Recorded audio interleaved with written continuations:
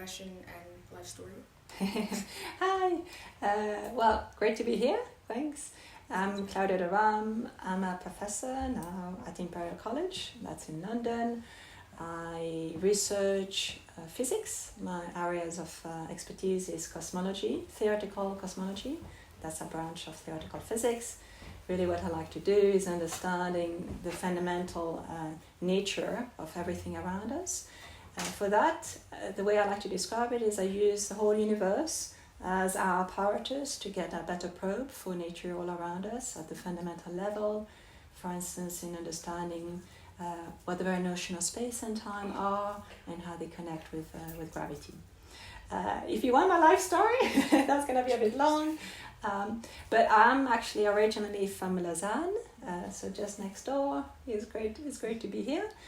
And then I grew up partly in Lausanne, then everywhere around the world. And I came back to do my studies at the EPFL. I studied physics there, and then I went to Paris for a little while, and then I studied also all around. This is the thing nowadays. It's so cosmopolitan, it's so international, and you get to know people from everywhere. Seeing how you're an expert in particle physics, gravity and cosmology, what piqued your interest to study further into these fields? Yeah, that's a great question. And actually, one of the things is that this may seem like a different field, but they're all connected with one another. And so working at the interface between all of those makes a lot of sense. It's very much using cosmology as a way to get a better insight on what we are made out of, how the universe evolved, and what are the fundamental constituents of matter, how we interact with one another. It's very much about interactions.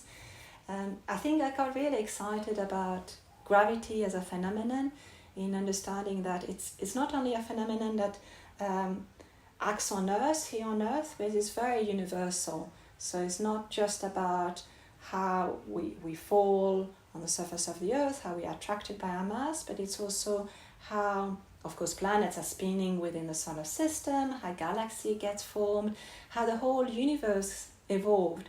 And such a beautiful phenomenon, connecting everything, everyone. It's something you can never evade. So I was starting to be more and more fascinated by the universality nature of gravity, and therefore working with particle physics and cosmology is the best way to get a better insight on gravity in some sense. How do you think theoretical physics can impact fields outside of science, like philosophy or electronics?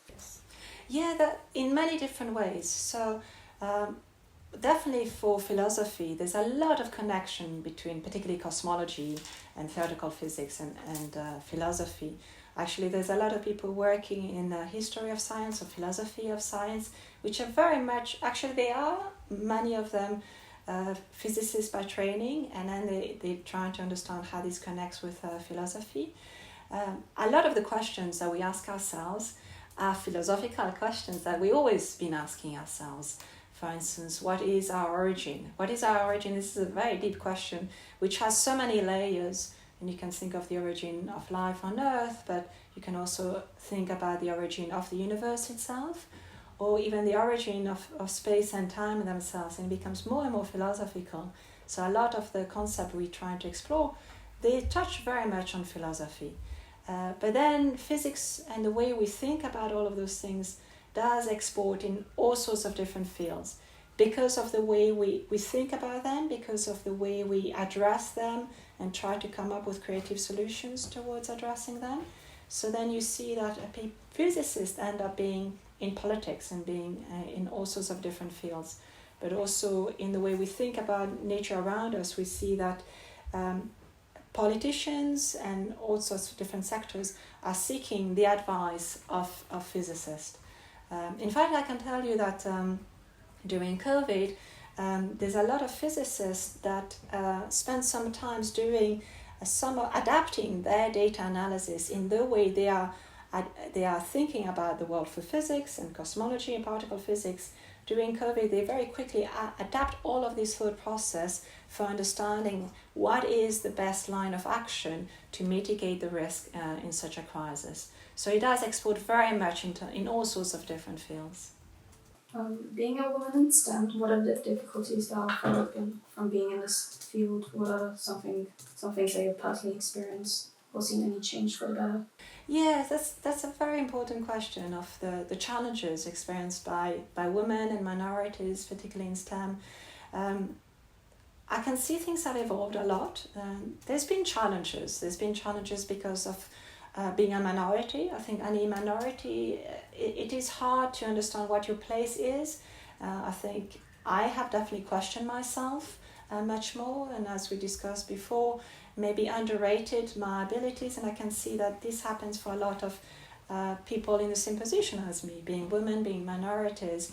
We question ourselves much more, we underrate our abilities, not because we are less able, not at all, but because they may not fit precisely the box that is set from the outside.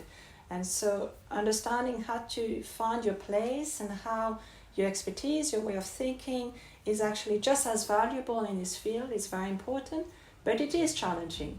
And you can do it once, you can do it twice, but needing to justify yourself on a daily basis maybe come a little bit tiresome after a while.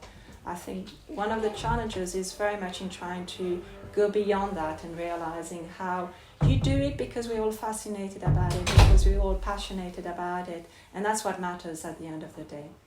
But I can see a big difference. I can see a big difference from when I was a student to the situation now. I can see that the number of women studying physics, studying STEM fields, it has been increasing. It's far from perfect. We still have a long way to go. But I think the level of awareness is getting there. And I think people are much more sensitive now to the different subtleties in the way people engage with physics, engage with science. And I think we have to push that much more moving forward. Is there one crucial piece of advice that you would give young students, particularly girls, who are interested in pursuing a future career in STEM? Go for it, really enjoy it. And honestly, it may not be easy every day, but it doesn't mean anything, and it doesn't mean you're not good enough for it. I think we need you. We absolutely need you. You may not have every day the impression that you precisely fit the box or that your expertise is being valued as much as it should, but it is important. And I think different perspectives, a diversity in the way we do science is the best case for science, is the best way we can do science. So do it because you enjoy it, and follow your passion. I think that is very, very important. Don't put yourself any pressure from the outside that you have to do things in a particular way. Just enjoy it, and then hopefully the rest will follow. And don't listen to anyone that tells you it's going to be challenging and it's going to be hard. Just don't listen to them. Just enjoy it. Okay, so we're going to do the last two questions in French. Yep. Oh, one question. Okay. Après la publication de centaines d'articles scientifiques, y a-t-il un article qui vous a particulièrement marqué? Et si oui, pourquoi? Après la publication d'articles de scientifiques. Une centaine d'articles, parce que vous avez beaucoup d'articles scientifiques. Et quel a vous marqué? Un article qui m'a le plus marqué. Ça c'est une question difficile. Il y a plusieurs. Un article que j'aime beaucoup, peut-être un des articles que j'aime beaucoup maintenant, c'est cette idée d'avoir des arcs-en-ciel de gravité, de gravitation. C'est une idée que je trouvais importante et aussi qui peut s'identifier à des phénomènes qu'on expérience dans la vie de tous les jours. On connaît tous ce qu'un arc-en-ciel, et on comprend qu'un arc-en-ciel, c'est quand la lumière du soleil nous vient, donc il y a la lumière, mais il a plu par exemple, donc il y a de l'humidité dans le ciel. Voir un arc-en-ciel, ça nous dit directement que la lumière du soleil traverse une région humide. Et donc sans avoir besoin d'aller dans les autres structures de l'atmosphère, on a directement un aperçu de comment la lumière s'est propagée pour nous arriver.